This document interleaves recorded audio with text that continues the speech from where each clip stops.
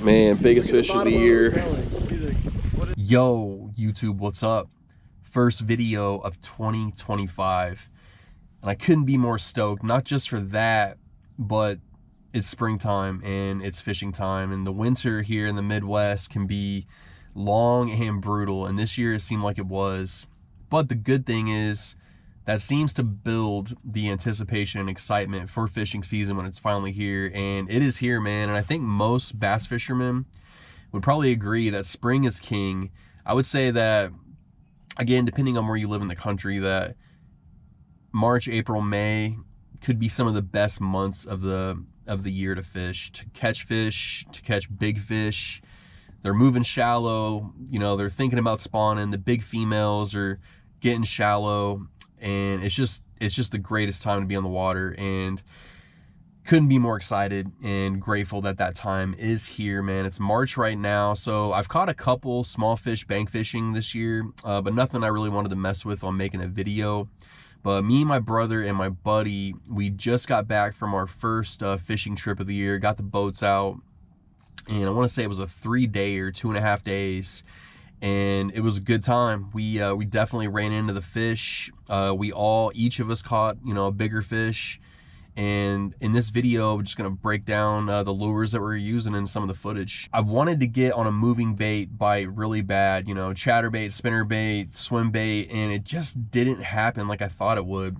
But again, still chilly, man. This time of year in the springtime, the weather can still be really up and down with temperature, and I just didn't get on the more aggressive bait bite that I really was looking for. I will say this though, the first day of the trip, my brother did get on a good lipless crankbait bite. He got in an area to where he came across a bunch of fish just feeding on shad, and he caught quite a few in just like a short window. And by the time I got over closer to him, I was on kind of the tail end of that. I did catch a couple smaller ones off the lipless, but that was definitely the most action and kind of the highlight of the first day, was him getting on that really good lipless bite. I did throw the wacky rig and caught a pile of fish. Nothing big, but I did catch a few fish on the wacky rig. And so when it comes to fishing a senko weightless, I've definitely fished wacky and Texas now, quite a bit each, and I have some thoughts on that, on you know, what I think with one versus the other, and I'm going to do that on a separate video, so be looking out for that, because I think I have a preference now that I have some experience going both ways on it. And so I'll break that down in a different video. But for this particular trip, I did catch a few on the wacky rig, and I was using a Gary Yamamoto and mainly a June bug color for this, man. So let's check out a couple of those catches.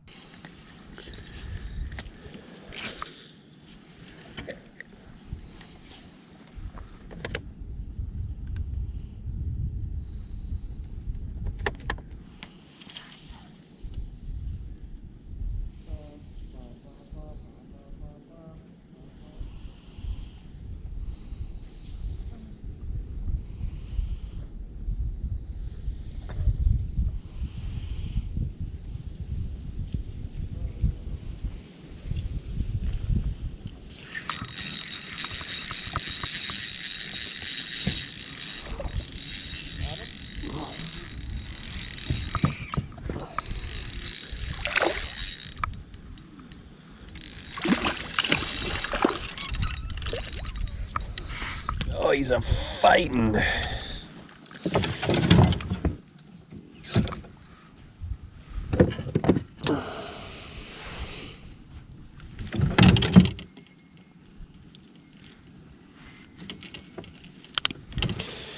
Little guy, but that just broke like a 2-3 hour drought, no bites.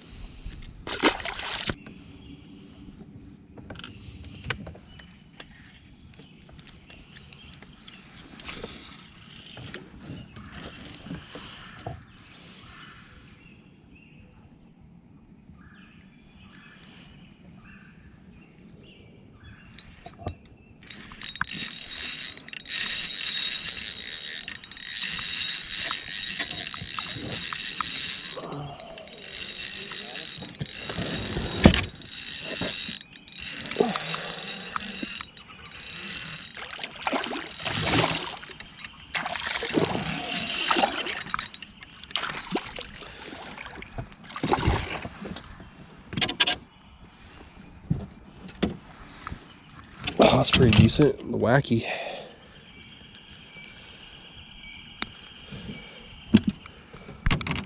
Chunk. All right, so this was the highlight bait of the trip. So sometimes, like the title of the video says, simple works. And I gotta shout out my brother Travis for this, because he's always used this bait and caught fish. Do you have one of those friends in your fishing group or your fishing buddy that he always just has that one bait that he's always just throwing and catching fish on, and it's just every time, it's just, you know, it's gonna happen? And this is Travis, man. He's always catching fish on a senko, but not weightless, because traditionally that's how I've usually always thrown a stick bait, man, was weightless. But he has always Texas rigged it with a pegged bullet weight, and he was on them early. And like I said, since we weren't catching a lot of fish on moving baits, me and my other buddy, we saw that Travis was catching them on that setup, and so we quickly switched over to that. And I would say that between all three of us, which we caught quite a few fish over the whole trip, I'd say like 80% of the fish, maybe more, were caught on that Texas rigged senko with a bullet weight. Just clutch, man. It just came through. And particularly, we were throwing it at wood. There's one side of this lake that has a lot more wood than the other, and so we really just focused on that pattern, just throwing that at wood. And my particular setup for this was a 7.2 medium heavy 20-pound fluorocarbon, which for this setup, for the senko, kind of finessey, I could have went down to 15, and that's probably what I'd do moving forward. But my setup was I was throwing just a Gary Yamamoto. I switched back and forth between a green pumpkin and a June bug, 3/16 bullet weight, pegged, throwing at wood, and caught a bunch of fish. So let's check out a few of those.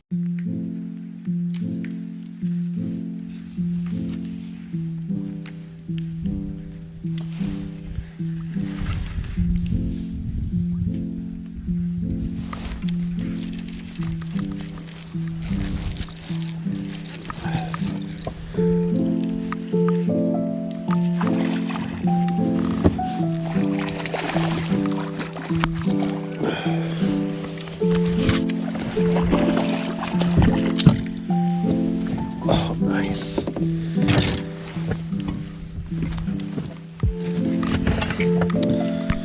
That one felt nice. Been out here for a good couple hours and haven't got a bite, and then finally ran into that dude. Chunky monkey right there, man. Heck yeah.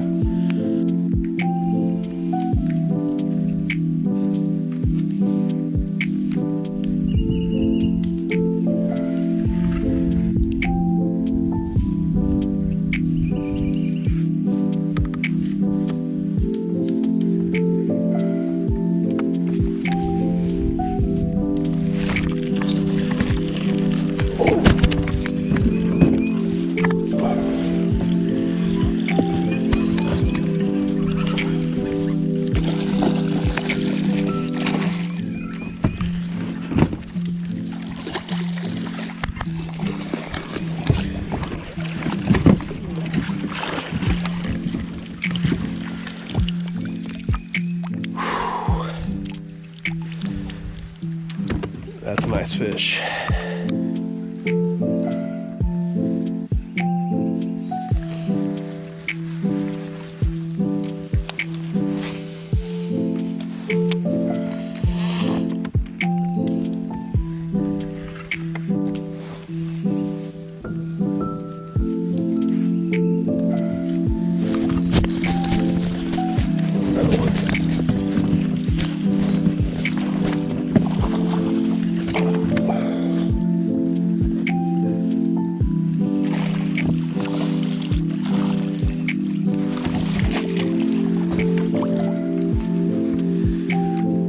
Baby, we are rolling now. Didn't get a bite for the first probably couple 2-3 hours, and then three in the last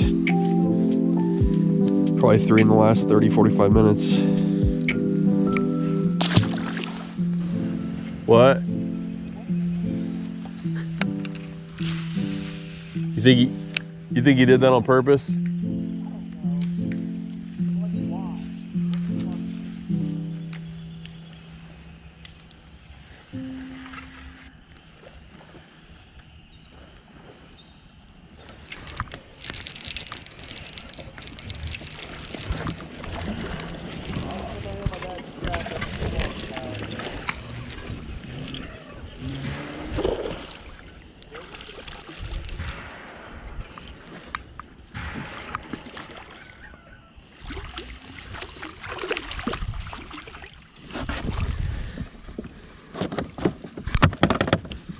Oh, pretty nice.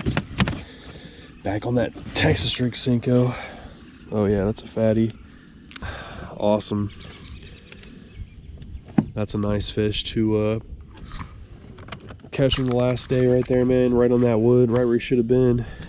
All right, guys, so saving the best and the biggest for last.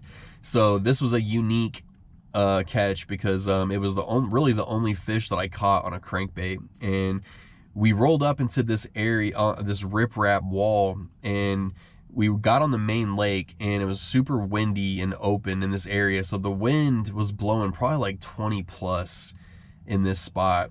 But there's not tons of rock, so we wanted to check it out. But even in our small boats, excuse me, when the wind is blowing like that, it's really hard to even mess with the anchor because you just get blown around and you're bobbing so much.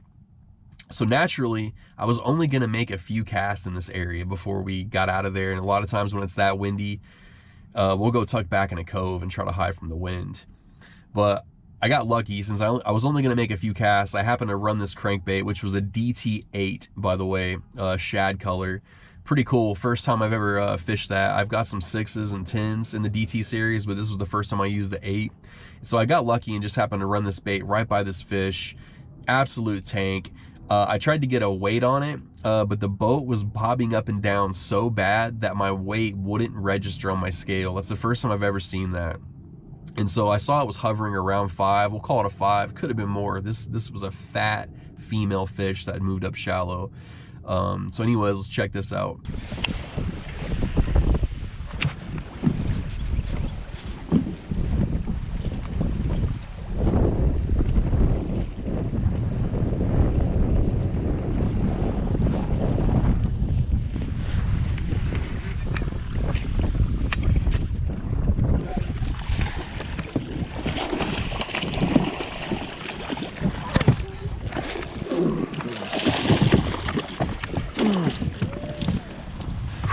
Giant. Oh my gosh, guys, just got a monster on a crankbait. Wow. DT8. Man, biggest fish of the year. All right, guys, if you're checking out the video and you're still with me, I do appreciate it. Fishing season is here, the new year is here, and I hope everybody has a good 2025 for your life goals, fishing goals, whatever it may be. Guys, more fishing videos to come. I'm gonna pump them out as much as I can. It's gonna be a good year. And that's all for this one, and I will catch you guys on the next one.